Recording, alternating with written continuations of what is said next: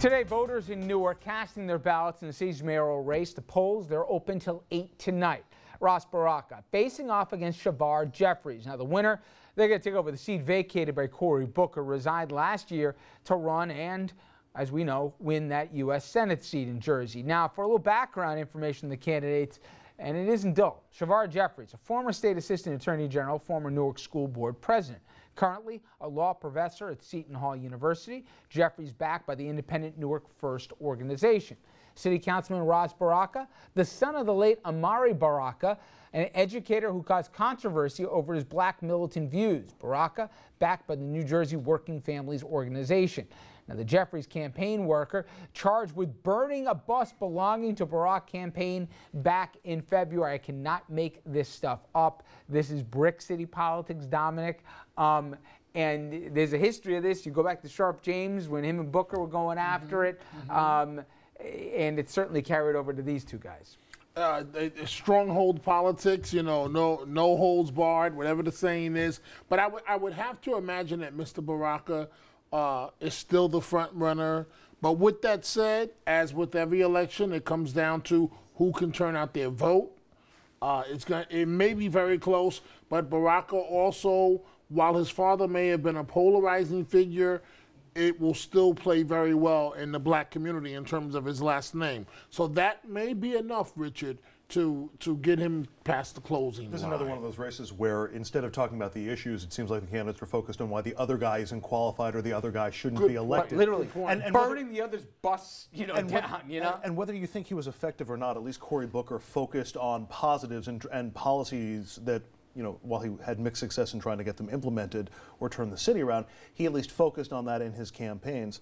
The other question that I have is, why would anybody want to be? I'm sorry, but why would you really want to be mayor of Newark? It's your hands are tied in a lot of ways. The city's budget looks like it's going to come under control from Trenton. The school board is already under Trenton control. It's It's not usually a stepping stone to higher office. Except if you can. Well, first of all, Booker. I mean, he's the senator. Okay, but if you can turn Newark around. And it's got all the requisites from geographically and everything else. And it's a big if. But if you can turn it around, if you're that guy, you can write your ticket or whatever you want to do next. And it's the biggest launching point to statewide office if you play your cards right. I'm with you, though. But that's the point. It's a launching pad. Besides the governor of New Jersey, being mayor of Newark is one of the biggest jobs. Yep. Whether or not you can turn that city around is a different story. But look at what it did for its last occupant. Okay. Again, the exception rather than the rule. Let's talk about Hillary Clinton, and it's never dull in Hillary world, and she's certainly garnered the support of countless super PACs who want to see her in the White House. And while Clinton does seem to be a shoo-in for the Democratic nomination, if or will she throw her hat in the ring, some are confident that the former Secretary of State actually has no plans for higher office. Former White House Press Secretary Mike McCurry, who worked for her husband, he's one of the naysayers. McCurry thinks Clinton is comfortable right where she is. You seem to be convinced that Mrs. Clinton's running. I like to say I'm the only person left. I'm probably in this car the only last person in Washington who would be willing to take some bet that she might not run. Why not? Because I think she's doing terrific work. Talk about making a contribution, finding other ways to make a contribution. The work she's doing through the Clinton Foundation with her husband and her daughter, she finds terrifically rewarding. I've heard her talk about that a little bit. She gets very excited about it.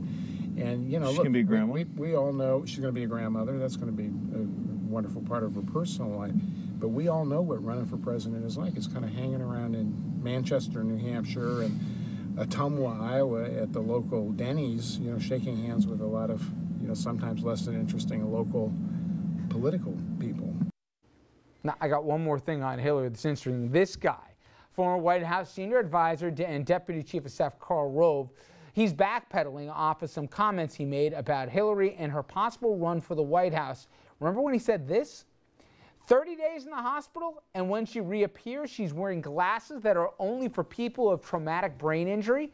We need to know what's up with that. Now, Rove saying, of course, she doesn't have brain damage. He went on to say she did suffer a serious health episode and that if Clinton does run, she's going to have to be forthcoming about the incident.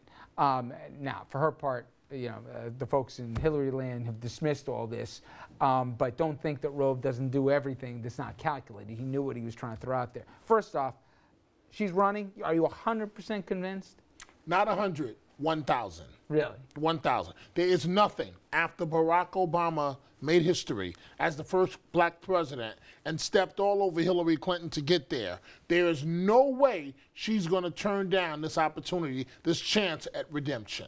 No possible way. Assuming you agree, that thread there from Karl Rove, I think it's more than a throwaway line here. He's trying to set the groundwork. My point on a broader thing is, if anybody thought that, well, the Republicans are going to play it a little bit more careful with Hillary, it seems like they're going to throw the kitchen sink between now and 16 at her. Well, they're going to have to. If she does run, she's the odds-on favorite to win both the Democratic nomination and win the White House. So why wouldn't they throw everything they can at her? That if people sympathize with her like they did after, obviously, the Lewinsky affair and everything else, if they're playing, again, so it's a female candidate and everything else. The Rove thing isn't that she has brain damage. The Rove thing is her age. And it's going to play towards her age as an aging candidate. He said that that fall engendered brain. No, I understand. But he's not seriously trying to convince people that she's somehow not capable of holding the office. He's trying to lay the groundwork for the whisper campaign that she'll be too old for the job, that she'll have been so aged by and she's 65, I believe, and would be in her upper 60s when she's elected into her younger 70s. That's Ronald Reagan territory in terms of age. That's the campaign that I think Rove is trying to start. But I'm sorry, go ahead. No, I was going to shift. I finished your thought. Well, I think that's what the whole point is, to try to get an undercurrent against Hillary based on her age, as well as continuing Benghazi and anything else that they can throw at her. But here's the question I ask of both of you, and I guess I'll direct it towards you, Richard. Isn't Karl Rove, how does this guy still have any credibility left? Isn't he the same guy on election night that said... Yep, he got Ohio all wrong. But the only thing is, he can turn around and say, I'm the last guy who won. I won 2 times with George W. Bush. I won here with Bush the first time, and I won with him even after when we went in and didn't find those WMDs, and I still won with that hand. So you look around the table, and they could say... And it starts the whispers. It's not you necessarily raise your hand about his if you credibility. Won, right? It's about getting other people. It's about other people getting to ask the question or talk about it. Right. I'm curious about the McCarty thing. If she decides not to run, I think Democrats are in a world of hurt. I don't think they have anybody... There's certainly no game changer in the race. Biden, I don't think, is a serious candidate in a general election. I'm not sure about Andrew Cuomo. I'm not sure about Mike O'Malley or Martin O'Malley. But Mike McCurry, I mean, is anybody considering what he says serious? No, he was the hired gun. Do you think Mike McCurry is in the Clinton inside cabinet and knows whether or not she's running? When they ask 10 guys when there's a spread of like 3 touchdowns in the game, always one guy picks the underdog because if you're right. No one's going to remember. Right. No one's going to remember if you're wrong. I think it's like it is worth considering. She is running. It's a shallow bench behind her. She is running. We're going to have a very uplifting story when we come back. A soldier credited with saving lives, receiving our highest military honor. We're going to have that story after the break.